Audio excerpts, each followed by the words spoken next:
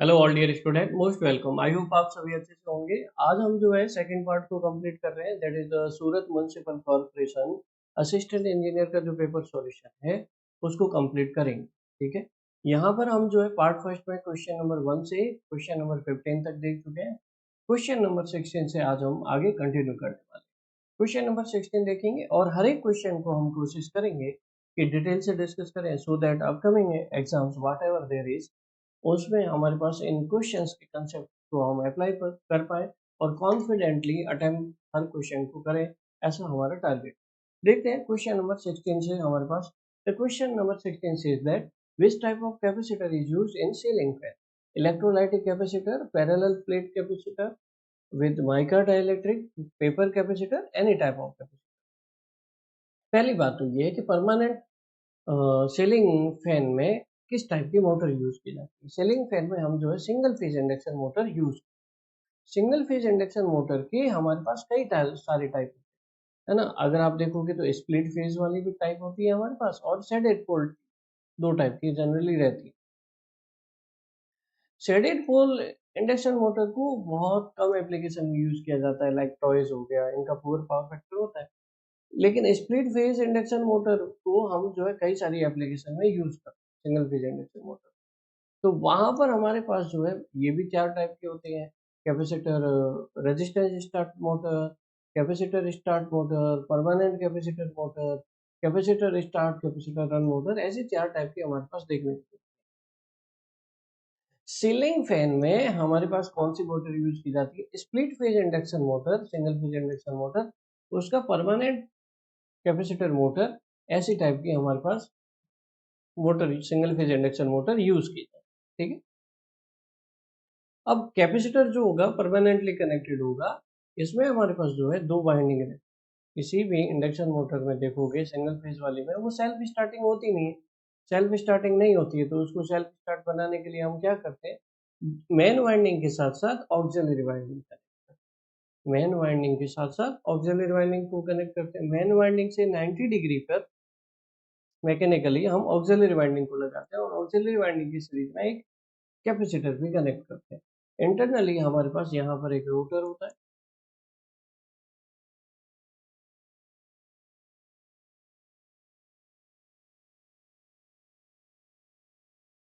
ये रोटर बन गया हमारे पास, ये main winding,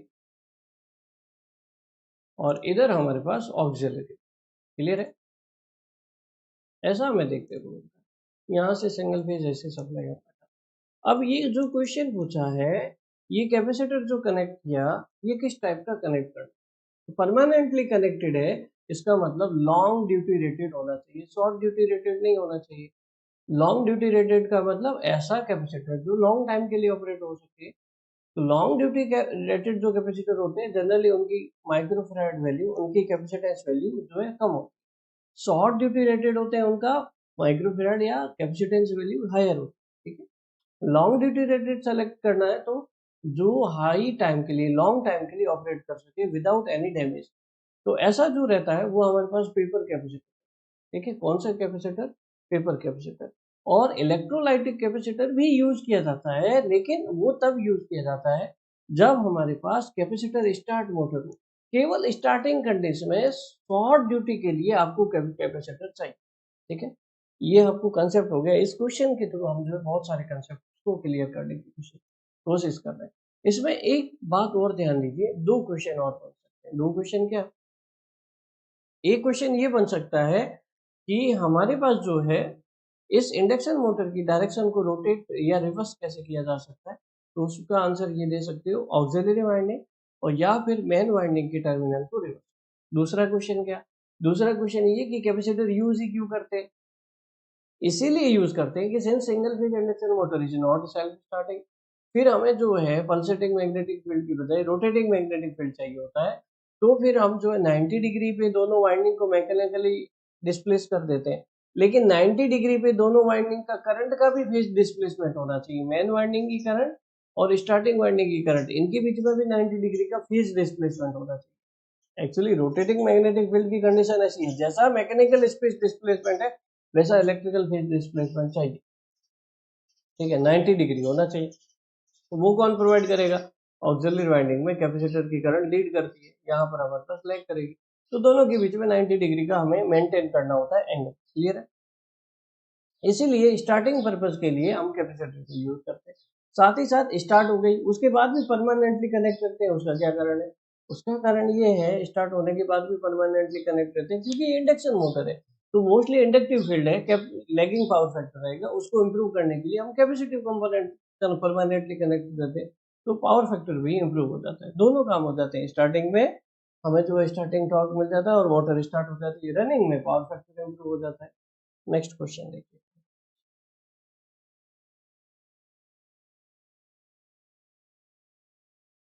If the field current is decreased in the DC shunt motor, speed of the motor is। पहले हमें देखना है कि डीसी मोटर है उसका स्पीड का फॉर्मूला कैसे। So back EMF equal to हम लिखते हैं applied voltage minus I R A voltage drop equal to K N phi N. K N is the constant, phi is the field plus N is the speed. अगर speed हम देखें तो हम क्या लिखेंगे, V minus I R A upon K N phi. On the basis of that, this formula, speed can be controlled by three methods: by controlling the armature resistance, by controlling the field flux, by controlling the armature voltage. There are three methods to control the speed of DC motor: voltage control method, armature resistance method, field control method या flux control method. यहाँ पर जो बात हो रही है field current को very करने की हो रही है, फील्ड करंट को या फील्ड करंट को डिक्रीज करना है या फील्ड फ्लक्स को डिक्रीज करना है। इससे स्पीड हमारे पास क्या होगी, इंक्रीज होगी। स्पीड क्या होगी, इंक्रीज होगी। ये बात सही है, लेकिन इसमें एक बात ध्यान देना प्लीज, ये डीसी शंट मोटर है। डीसी शंट मोटर में एक आपको टास्क दी जाती है, जो अगला क्वेश्चन हम आपको बता रहे हैं इसी टॉपिक के अंदर। आपको ऐसा बोला जाता है, ये डीसी शंट मोटर बना देते हैं।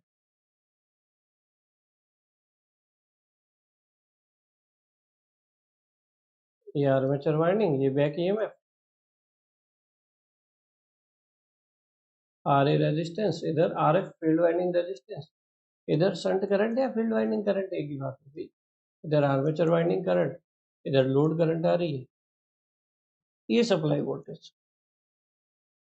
अगर आपको जो है अप्रोक्सीमेटली इस स्पीड का फॉर्मूला हम कैसे लिख सकते हैं, अगर आई आर ए ड्रॉप को, armature resistance is very small, I R A drop can be neglect. अगर हम ऐसा देखें कि अगर आपको बोले कि voltage is reduce to half, voltage is reduce to half, voltage half होगा तो फील्ड करंट का फॉर्मूला क्या होगा, वी बाई आर एफ, है ना। आई एफ वोल्टेज सेम आ रहा है इसके अक्रॉस, पैरेलल में वोल्टेज सेम रहता है, तो फील्ड करंट कब होती है, आधी हो जाती है, वोल्टेज हाफ हो जाता है तो फील्ड करंट हाफ हो जाती है, फ्लक्स भी हाफ हो जाता है, तो स्पीड विल रिमेन कांस्टेंट। अगर यही क्वेश्चन आपको ऐसे पूछते हैं, केवल फील्ड करंट को चेंज किया दैट्स ऑल, लेकिन voltage is reduce, field current भी हाफ हो जाएगी और हमारे पास जो है वोल्टेज भी हाफ, फिर स्पीड कांस्टेंट रहेगी। यहाँ पर इस कंडीशन में हमें वोल्टेज के बारे में कुछ दिया नहीं है, that is increases will be the right. Next question.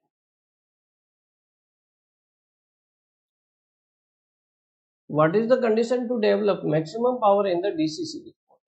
Back EMF is equal to half of applied voltage. Back EMF is equal to applied voltage. Back EMF does not depend on applied voltage. Back EMF is a twice of applied. तो यहाँ पर हमारे पास जो है back EMF जो internally induce होता है उसकी वैल्यू जो होनी चाहिए अप्लाइड वोल्टेज का डिवाइड बाई 2 होना चाहिए, तब जाके maximum mechanical power output. Maximum power का आउटपुट का मतलब क्या है, मैक्सिमम पावर आउटपुट का मतलब ये है कि जब हमारे पास बैक ईएमएफ 1 V/2 हो जाता है तो डीसी मोटर की एफिशिएंसी जो है वो 50%। इसका मतलब ये नहीं है कि हमारे पास जो है मैक्सिमम एफिशिएंसी होगी डीसी मोटर की, that is incorrect. Maximum power condition जो है हम डीसी हमें सर्किट एनालिसिस में नेटवर्क सब्जेक्ट में भी पढ़ते हैं इस चीज को। हम बोलते हैं कि मैक्सिमम पावर ट्रांसफर थ्योरम के according maximum power transfer theorem के अकॉर्डिंग एफिशिएंसी उस टाइम 50% हो। वही सेम कंसेप्ट यहाँ अप्लाई किया गया। ये जो एफिशिएंसी आती है ये 50% आती है मैक्सिमम पावर कंडीशन, लेकिन इसका मतलब ये नहीं कि डीसी सीरीज मोटर या डीसी मोटर की एफिशिएंसी इतनी होगी, नहीं भाई, ये इस कंडीशन में है। एफिशिएंसी तो हमारे पास 70-80%, 90% हो सकती है, ठीक है। Eddy current losses depends on, पहले हमें ये देखना है एडी करंट लॉसेस होते क्यों है। जैसे मान लीजिए ये ट्रांसफार्मर है, आप एक छोटा सा ट्रांसफार्मर बनाइए, उस ट्रांसफार्मर में क्या होता है, कोर होता है, मतलब आयरन की बनी हुई होती है। सॉलिड कोर भी यूज कर सकते हो, बाकी आपकी इच्छा, थिन कोर भी यूज कर, ठीक है। यहाँ से हम प्राइमरी वाइंडिंग को ऐसी सप्लाई देते हैं, यहाँ पर हमारे पास सेकेंडरी वाइंडिंग के टर्मिनल कनेक्टेड होते हैं, ये लोड से कनेक्ट।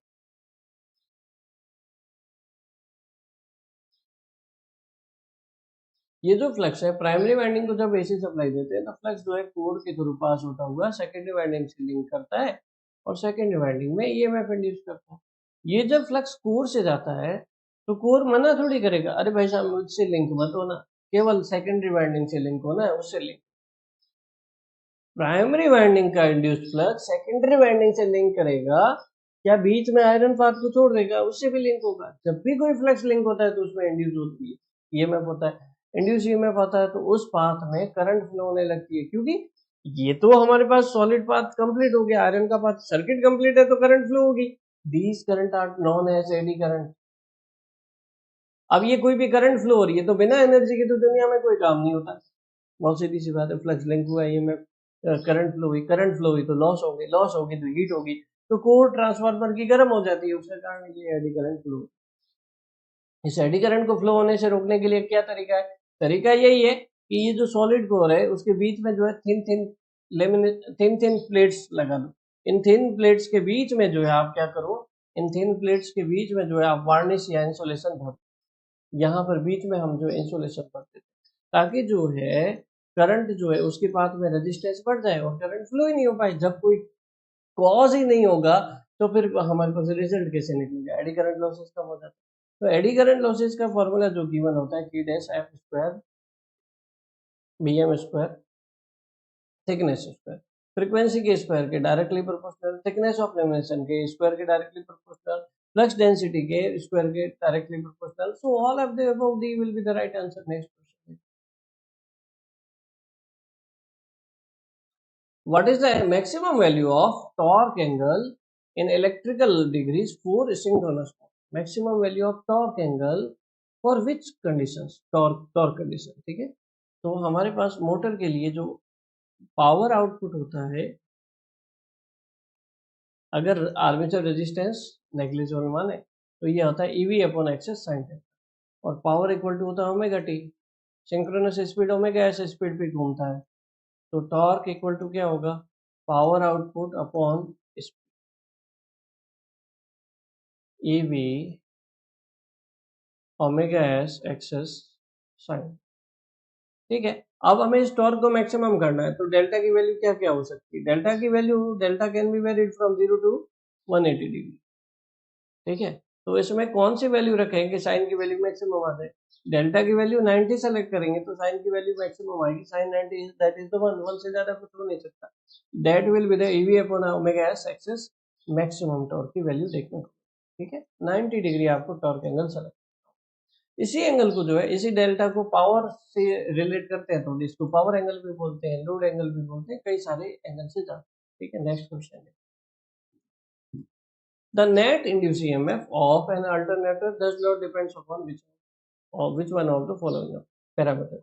कोई भी जनरेटर है, सिंक्रोनस जनरेटर है, उसमें ईएमएफ कितना प्रोड्यूस होगा, भाई हम बोलते हैं Faraday's law of electromagnetic induction, whenever a current carrying conductor, yeah, whenever a conductor cuts the magnetic flux, an EMF is induced in that conductor। तो हम बोलते हैं कि मैकेनिकल एनर्जी होगा, कंडक्टर घूमेगा, फ्लक्स उसको कट करेगा, उसी कंडक्टर में ईएमएफ इंड्यूस होगा, मतलब मैकेनिकल एनर्जी इलेक्ट्रिकल एनर्जी में जनरेट होगी, लेकिन कितनी, कितना ईएमएफ इंड्यूस होगा वो किस पे डिपेंड करेगा, उसके लिए इक्वेशन। ऐसा तो है नहीं कि दो घेरे बना दिए सर हमने, जनरेटर बना दिया, ईएमएफ इंड्यूस कर लेगा, अरे नहीं, ऐसे नहीं चलेगा। अगर लाइन वोल्टेज है तो √3 टाइम्स ऑफ फेज वोल्टेज होगा। फेज वोल्टेज की जो इक्वेशन है वो हम लिखेंगे 4.44 T5F T T is the turns per phase, जो भी वाइंडिंग्स है ना उनके पर फेज में कितने टर्न्स है, phi is the flux, F is the frequency और K W is the window factor या वाइंडिंग फैक्टर। क्या बोलते हैं? वाइंडिंग फैक्टर, इसको बोलते हैं वाइंडिंग फैक्टर। और वाइंडिंग फैक्टर होता है K W is K P into K D, pitch factor into distribution. क्या बोलते हैं? Pitch factor into distribution. ठीक है, पिच फैक्टर का फॉर्मूला क्या होता है? K P equal to cos alpha by two, short pitch angle और पिच फैक्टर। तो कोई भी हार्मोनिक्स वगैरह हटाना हो तो हम जो शॉर्ट पिच एंगल को इस तरह से सेलेक्ट करते हैं कि हमारे पास पिच फैक्टर 0 होता है। K D is the sine q beta by two, q sine beta by two, ये फॉर्मूला रहता है। तो where beta is the slot angle 180 by n, n is the slot per pole, ठीक है, Q is the slot per पोल पर phase, slot per पोल पर phase, ठीक है। ये हमारे पास जो है क्यू अलग। तो ये डिस्ट्रीब्यूशन फैक्टर, पिच फैक्टर, इन सभी के बारे में थोड़ा थोड़ा नॉलेज होना चाहिए। तो यहाँ पर हम जो है किस पे नहीं डिपेंड करता, फ्रीक्वेंसी पे डिपेंड करता है, फ्लक्स पर पोल पे डिपेंड कर रहा है, टर्न्स पर फेज पे डिपेंड कर रहा है, और रोटर रेजिस्टेंस पे नहीं डिपेंड कर रहा है। रेजिस्टेंस होगा तो करंट फ्लो होगी, वो बात अलग है, लेकिन ईएमएफ उस पर डिपेंड नहीं करता। And our excited synchronous motor, and our excited synchronous motor draw V curve. V curve सबको पता होना चाहिए. V curve is plotted between armature current and field current या field excitation. And according to synchronous motor, V curve इस तरह से आता है. बीच में हमारे पास यूनिटी पावर फैक्टर होता है, इधर लैगिंग पावर फैक्टर होता है और इधर लीडिंग पावर। जो यूनिटी पावर फैक्टर से इधर की लो वाली कंडीशन होती है उसको बोलते हैं अंडर एक्साइटेशन। क्या बोलते हैं? Under excitation. इसको बोलते हैं नॉर्मल एक्साइटेशन और इसको बोलते हैं ओवर एक्साइटेशन। ठीक है, अब क्या बोला गया? ओवर एक्साइटेड कंडीशन में मोटर क्या ड्रॉ करेगी? ये बात तो ठीक है, मोटर खुद लोड है, सिंक्रोनस मोटर खुद लोड है, तो वो करंट कैरी करेगी। ये वोल्टेज अप्लाई कर दिया, वो करंट कैरी करेगी। किस टाइप के करंट कैरी करेगी? ओवर एक्साइटेड कंडीशन में लीडिंग पावर फैक्टर है तो लीडिंग करंट को ड्रॉ करेगी, सीधी सी बात। लीडिंग करंट को ड्रॉ करेगी, इसका मतलब लीडिंग रिएक्टिव पावर कंज्यूम करेगी, लीडिंग रिएक्टिव पावर कंज्यूम करेगी। तो सप्लाई कैसा करेगी? सप्लाई करेगी लैगिंग रिएक्टिव पावर, उसका उल्टा कर दो। लीडिंग अगर कंज्यूम कर रही है तो लैगिंग जो है सप्लाई करेगी। इस टाइप के क्वेश्चन बनते हैं, ध्यान रखना। तो यहाँ पर हमारे पास किस टाइप की करंट होगी? Leading current. C will be the right answer. Next question देखो जरा please. The process of converting sunlight into thermal energy. Sunlight को अगर इलेक्ट्रिकल एनर्जी में डायरेक्ट चेंज करते हैं तो फोटोवोल्टिक कन्वर्ट, ठीक है, वोल्टेज प्रोड्यूस कर ले। लेकिन सनलाइट को थर्मल एनर्जी में कन्वर्ट कर रहे हो तो सोलर थर्मल एनर्जी होगा, जैसा नाम वैसा ऑप्शन, ठीक है, A will be the right answer. इसमें डिटेल से जाने की जरूरत। Which device stores solar energy for later later use? Capacitor store कर सकता है, जनरेटर तो खुद प्रोड्यूस करेगा, मोटर खुद जो है लोड होगी, बैटरी जो है वो उसको स्टोर कर सकती है। ठीक है, आजकल जो अलग अलग टाइप की बैटरी यूज करते हैं, उन लेड एसिड बैटरी को यूज करो, सस्ती होती है हमारे पास, और उस बैटरी का यूज करके हम एनर्जी को स्टोर कर सकते हैं फॉर द नाइट पर्पज, अगर दिन में हमारे पास एनर्जी ज़्यादा जनरेट हो गई। Wind energy originates from wind energy originates from earth rotation, solar heating of earth, moon gravitation, ocean tides। ये जो विंड एनर्जी है, विंड एनर्जी हवा किसकी वजह से चलती है? एक्चुअली हमारे पास जो अर्थ है,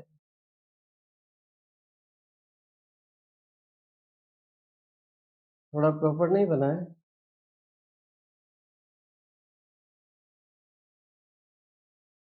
ये अर्थ। अर्थ में यहाँ बीच में क्या होता है? इक्वेटर होता है। ये 23.5 नॉर्थ कर्क रेखा, tropic of cancer, tropic of Capricorn, और यहाँ पर जो है north, tropic of cancer south, tropic of Capricorn south. तो ये रहता है हमारे पास। एक्चुअली हमारे पास क्या होता है जनरली, जो हीट होती है, हीट हमारे पास सन की जो एनर्जी आती है वो क्या करती है, यहाँ पर हमारे पास अनइवन सरफेस होती है, अनइवन सरफेस पे अलग अलग लेवल की हीट रहती है, अलग अलग लेवल की हीट रहती है, जहाँ हीट या टेम्परेचर अधिक रहता है वहाँ प्रेशर लो है। तो इसीलिए हवाएं जो है हाई प्रेशर से लो प्रेशर की तरफ चलती है। लेकिन ये प्रेशर डेवलप डिफरेंस क्यों हुआ, क्योंकि हीट की वजह से हुआ। हीट कौन करेगा, सोलर एनर्जी करेगा। तो मोस्टली जितनी भी हमारे पास रिन्यूएबल एनर्जी है उसमें मेजर कोड जो है वो सोलर ही है, हमारे पास सन की एनर्जी है। B will be the right answer. Next question, which of the following is not a function of battery energy storage? Battery energy base आजकल यूज किया जाता है क्योंकि आजकल जो है रिन्यूएबल एनर्जी का इंटीग्रेशन हम हर एक ग्रिड में करने लग गए। हर एक ग्रिड में जब हम रिन्यूएबल एनर्जी का इंटीग्रेशन करते हैं तो जो रिन्यूएबल एनर्जी प्रोड्यूस होती जो हमारे पास रिन्यूएबल एनर्जी प्रोड्यूस होती है उसको हम जो है फ्यूचर यूज के लिए बैटरी में स्टोर करते हैं। ग्रिड में ऐसी फैसिलिटी आजकल मिलने लगी, तो उससे हमें फायदा क्या होता है, रिन्यूएबल एनर्जी को अच्छे से इंटीग्रेट कर सकते हैं। हमें जरूरत ही नहीं है आगे सप्लाई की, तो हम उसको स्टोर करके रख लेते हैं। इससे ग्रिड की स्टेबिलिटी और रिलायबिलिटी बढ़ती है, मतलब जब लाइट नहीं हो तो हम इस स्टोरेज सिस्टम से काम चला सकते हैं। पीक लोड डिमांड जो है वो रिड्यूस हो जाता है। लोड कंट्रोल हमारे पास जो है ये एडवांटेज इसका नहीं, not is the function of battery energy storage.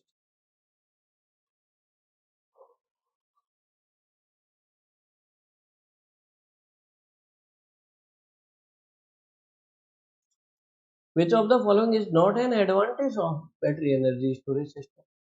Flexibility रहती है, रैपिड रेस्पॉन्स, जैसे ही लाइट चली जाती है या लाइट की डिमांड हो इससे हम एक्स्ट्रा सप्लाई कर सकते हैं।